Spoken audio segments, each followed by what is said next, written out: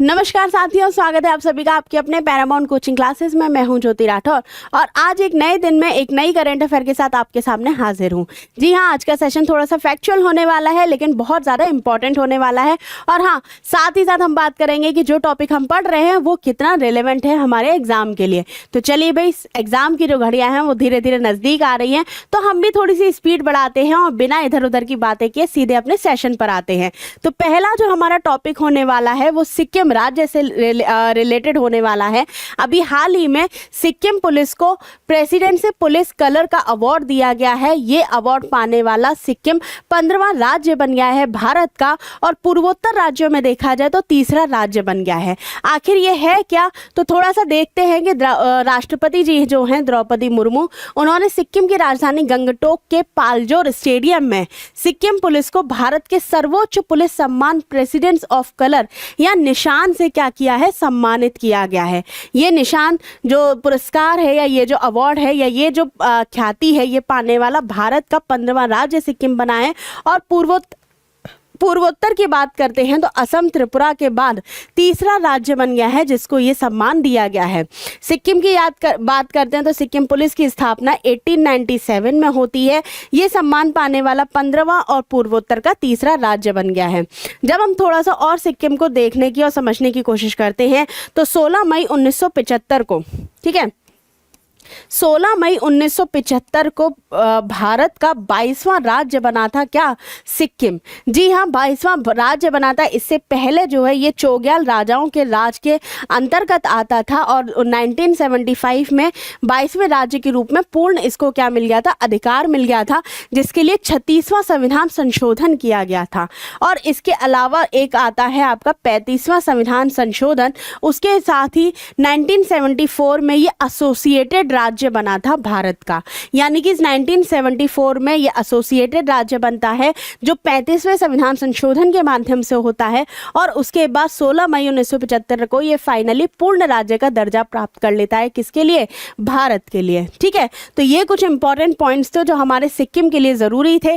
पूर्वोत्तर राज्यों में महत्वपूर्ण भूमिका रखता है सिक्किम। इसकी सीमा की अगर हम बात करते हैं तो इसकी सीमा भारत के पड़ोसी राज्य नेपाल से साझा होती है, चाइना से साझा होती है, भूटान से साझा होती है।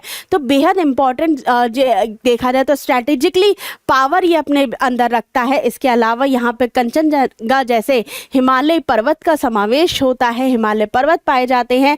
देखा जाए तो ये सबसे कम आबादी वाला राज्य भी कहा जा सकता है। दूसरा सबसे छोटा राज्य है गोवा के बाद देखा जाए, प्लास्टिक फ्री राज्य भी इसको कहा जाता है। और एक तरीके से देखा जाए तो यहाँ पे प्राकृतिक खेती भी होती है। तो पहला प्राकृतिक खेती वाला राज्य भी कौन सा है, सिक्किम है, याद रखिएगा। ये कुछ इंपॉर्टेंट फैक्ट्स थे जो इस टॉपिक से रिलेटेड थे, सिक्किम से रिलेटेड थे, जो हमको पता होने चाहिए। चलिए, इससे रिलेटेड क्वेश्चन कैसे बन सकते हैं, तो याद रखिएगा हाल ही में किस राज्य की पुलिस को प्रेसिडेंट्स पुलिस कलर से सम्मानित किया गया है, तो किसे किया गया है, सिक्किम को किया गया है। किसने किया है, तो राष्ट्रपति द्रौपदी मुर्मू ने इसको किया है। Sikkim police presidency police colour प्राप्त करने वाला पूर्वोत्तर का कौन सा राज्य है, तो ये असम और त्रिपुरा के बाद तीसरा राज्य बन चुका है। कौन सा, सिक्किम। ठीक है, अगला है प्रेसिडेंट्स पुलिस कलर को अन्य किस नाम से जाना जाता है, तो इसे निशान के नाम से जाना जाता है, जिसे पुलिस की जो वर्दी पर बाएं हिस्से पर लगाया जाता है। तो बेहद ही सम्मानजनक ये जो पुरस्कार है, जो ये जो पदवी है वो इनको, या ख्याति जो है वो इनको दी गई है। अगला क्वेश्चन है हमारा, सिक्किम पुलिस की स्थापना कब हुई थी, तो 1897 में हुई थी। सिक्किम पुलिस को प्रेसिडेंसी पुलिस का सम्मान कहाँ मिला है, तो पालजोर स्टेडियम गंगटोक में मिला है, याद रखिएगा।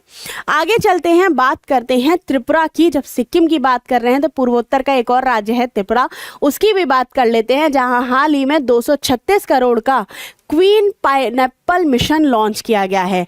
जी हाँ, लोकल से ग्लोबल, ठीक है, लोकल से ग्लोबल बनाने की जो हमारी प्रक्रिया थी उसको आधार बनाते हुए क्वीन पाइनएप्पल योजना को यहाँ पर लॉन्च किया गया है, जिसके बाद अब क्या होगा, पाइनएप्पल जो है वो दूर दराज और दुनिया के हर हिस्से में जाने में क्या रहेगा, सक्षम रहेगा।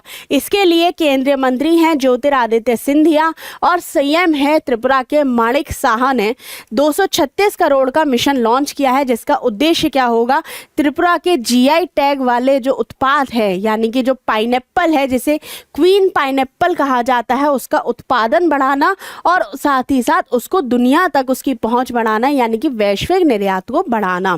ठीक है, इसके लिए टारगेट कितना रखा गया है, तो 3 साल का टारगेट रखा गया है, यानी कि फाइनेंशियल ईयर 2026 से फाइनेंशियल ईयर 2028 तक का यहाँ पर टारगेट रखा गया है। इसके लिए हब एंड स्पोक मॉडल का यूज किया गया है, यानी कि एक जो होगा वो सेंट्रल जो हब होगा, एक सेंट्रल होगा जो कहाँ होगा, अगरतला में होगा, और बाकी 8 क्या होंगे, इसके स्पोक होंगे। जैसे कि आपने देखा होगा साइकिल का पहिया जब आप देखते हैं तो अलग अलग उसके क्या हो रहे होते हैं, अलग अलग उसकी ब्रांचेस होती हैं और बीच में गठरी टाइप की होती है जिससे वो क्या होता है, जुड़ता है। तो ये 8 जगह से जो 8 लोकल दुकानें होती हैं वहाँ से पाइनएप्पल लाएंगे और अगरतला एयरपोर्ट पर क्या कर देंगे, इकट्ठे कर देंगे, और अगरतला एयरपोर्ट से ये दुनिया भर में क्या चले जाएंगे, निर्यात कर दिए जाएंगे, चले जाएंगे। ठीक है, इसके लिए नाल काटा यूनिट का भी क्या किया जा रहा है, पुनर्उद्धार किया जा रहा है, याद रखिएगा। अब दूसरी चीज़ यहाँ पे इम्पॉर्टेंट और है, क्योंकि ये केवल हमारे निर्यात के लिए ही ज़रूरी नहीं है, बल्कि इसके द्वारा हमारे एनवायरनमेंट को भी जो होने वाला नुकसान है, इसको प्रमोट करने के साथ जो होने वाला नुकसान है उसको भी रोका जाएगा। कैसे रोका जाएगा, क्योंकि इसके द्वारा जो बनने वाला कचरा होगा उससे ब्रोमलेन दवाएं तैयार की जाएंगी। जो पाइनएप्पल है, पाइनएप्पल की जो छाल होती है, पाइनएप्पल का जो छिलके होते हैं, उसके माध्यम से जो एक दवाई है ब्रोमलेन करके दवाई जो है वो बनाई जाएगी। उसके अंदर एक एंजाइम पाया जाता है ब्रोमलेन, जो दवाइयों के लिए यूज़ किया जाता है, खास तौर पर पेट दर्द के लिए, सूजन के लिए, उसके लिए इसको प्रयोग किया जाएगा। और दूसरी, जब हम बात करते हैं पाइनएप्पल के जो रेशे होते हैं, पाइनएप्पल के जो पत्ते होते हैं, उनको क्या किया जाएगा, उनको पीसकर पतले पतले रेशों में, पतले पतले फाइबर में उसका यूज़ किया जाएगा। यानी कि ये हम क्या करेंगे, इसका जो वेस्ट होगा उससे भी हम क्या करेंगे, प्रोडक्ट बनाने की कोशिश करेंगे, या प्रोडक्ट जो वेस्ट होगा उसको भी हम यूज़ करने की कोशिश करेंगे। याद रखिएगा, इसके द्वारा जो पाइनएप्पल के पत्तों से जो बनने वाला रेशा होगा वो क्या कहलाता है, पाइनएप्पल लीफ फाइबर कहलाता है, जो कपड़े, स्कूल बैग और क्या कहते हैं, चटाइयाँ बनाने के लिए प्रयोग होता है। तो पाइनएप्पल लीफ जो फाइबर है वो किसके लिए यूज़ होगा, वो यूज़ होगा आपके चटाइयाँ बनाने के लिए, कपड़े बनाने के लिए, रेशे का जो प्रयोग होता है बैग बनाने के लिए प्रयोग किया जाएगा। इसके अलावा अंतर्राष्ट्रीय अनानास दिवस 27 जून को मनाया जाता है, याद रखिएगा। त्रिपुरा का जो राष्ट्रीय फल है, ये त्रिपुरा का जो राज्य फल है, ये आपका अनानास, वो इम्पॉर्टेंट है, जीआई टैग भी इसको क्या किया गया है, दिया गया है। ठीक है, अब आगे चलते हैं, इससे रिलेटेड क्वेश्चन देख लेते हैं कि एग्जाम में किस तरह से बन सकते हैं। तो याद रखिएगा, recently 236 crore mission has been launched by the queen pineapple of which state. तो ये कहाँ पे इशू किया गया है, कहाँ पे लॉन्च किया गया है, तो त्रिपुरा में लॉन्च किया गया है। क्वीन पाइनएप्पल किस राज्य का राज्य फल है, तो त्रिपुरा का है, याद रखना, ए ऑप्शन आपका करेक्ट होगा। त्रिपुरा क्वीन पाइनएप्पल मिशन की कार्यान्वयन अवधि कितनी है, तो 3 साल है, 2026 से लेकर 2028 तक की। फिर है, इस मिशन के तहत अनानास के 60% कचरे का क्या किया जाएगा, तो इसका ब्रोमलेन और फाइबर यानी कि दवाइयाँ और रेशे बनाने में इसका यूज़ किया जाएगा। अंतर्राष्ट्रीय अनानास दिवस कब मनाया जाता है, तो 27 जून को मनाया जाता है, आने ही वाला है। जब आएगा तब हम इसके बारे में और जो भी डेवलपमेंट होता है उस पर चर्चा करेंगे। ठीक है, आगे चलते हैं, बात करते हैं अपने पद्म पुरस्कारों के बारे में। तो अभी हाल ही में राष्ट्रपति द्रौपदी मुर्मू जी ने पद्म पुरस्कारों का वितरण किया है, जो बहुत इंपॉर्टेंट हो जाते हैं। इस बार जो पद्म पुरस्कार हैं अब तक के सबसे ज़्यादा दिए गए हैं, 131 पद्म पुरस्कार दिए गए हैं, जिसमें 19 महिलाएं शामिल हैं, 6 फॉरेनर्स या एनआरआई शामिल हैं, और 16 है जो उनको मरणोपरांत मिला है, पोस्टमस जो उनको अवार्ड दिया गया है।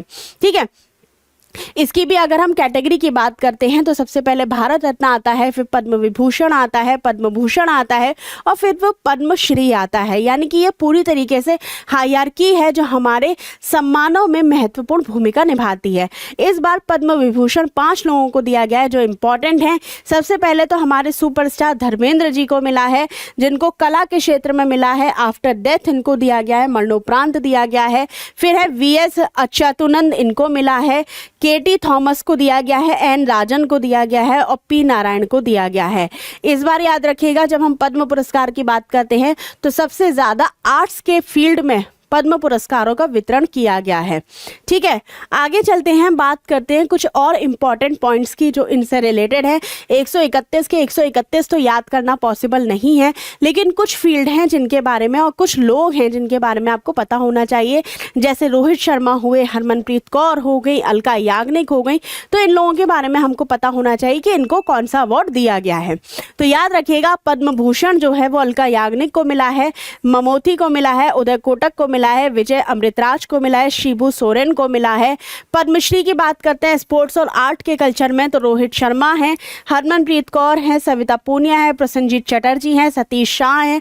और पद्मश्री अगर हम साइंस एंड टेक फील्ड की बात करते हैं तो चंद्रमौली हैं, गोपाल जी हैं, शुभा वेंकटेश, विजयकांतन कामाकोती हैं।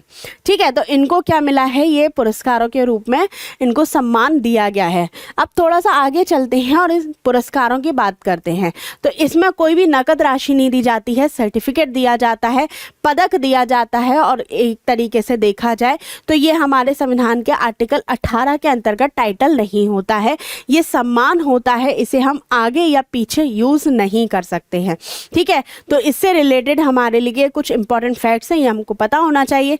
कुछ इंपॉर्टेंट रूल्स भी हैं जिसमें मैक्सिमम लिमिट रखी गई है 120, लेकिन इस बार 131 हो गई है। इसके बाद एक और रूल है जो गैप रूल के रूप में जाना जाता है, यानी कि अगर किसी व्यक्ति को पद्मश्री मिला है तो उसके लिए उसे अगले 5 साल का इंतजार करना पड़ेगा पद्म भूषण या पद्म विभूषण प्राप्त करने के लिए। और इसकी जो नॉमिनेशन है वो शुरू हो जाते हैं 15 मार्च से 15 जुलाई। ये सेल्फ नॉमिनेशन भी यहाँ पर क्या होते हैं, अलाउड होते हैं। इसकी कमेटी की बात करें तो फॉर्म की जाती है प्रधानमंत्री के द्वारा। चेयरमैन जो होते हैं वो कैबिनेट सेक्रेटरी होते हैं, उनके साथ ही साथ 4 से 6 लोग इसमें क्या होते हैं, शामिल होते हैं। तो चलिए अब बात करते हैं इनसे रिलेटेड क्वेश्चंस की जो हमारे एग्जाम में आने के लिए क्या होते हैं, इंपॉर्टेंट हो जाते हैं।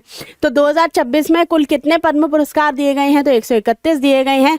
किसे मरणोपरांत पद्म विभूषण मिला है, तो इनमें से किसको मिला है, तो धर्मेंद्र जी को मिला है।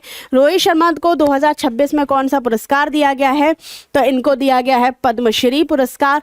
2026 में किस क्षेत्र में सर्वाधिक पद्म पुरस्कार दिए गए हैं, तो आर्ट के क्षेत्र में दिए हैं। केरल के पूर्व सीएम वीएस अच्युतानंद को कौन सा सम्मान मिला है, तो पद्म विभूषण मिला है, याद रखिएगा। तो चलिए साथियों, आज के सेशन को हम यहीं समाप्त करते हैं। इससे रिलेटेड कोई भी क्वेरी हो, कोई भी सवाल हो तो कृपया करके कमेंट में बताइएगा। और हाँ, सेशन को शेयर करना मत भूलिएगा, 1 सेकंड से भी कम का समय लगता है लाइक करने में, तो लाइक कर दीजिएगा। और हाँ, पहली बार सब चैनल पर आए हो तो सब्सक्राइब करके ज़रूर जाइएगा। तो चलिए सेशन को यहीं समाप्त करते हैं, धन्यवाद।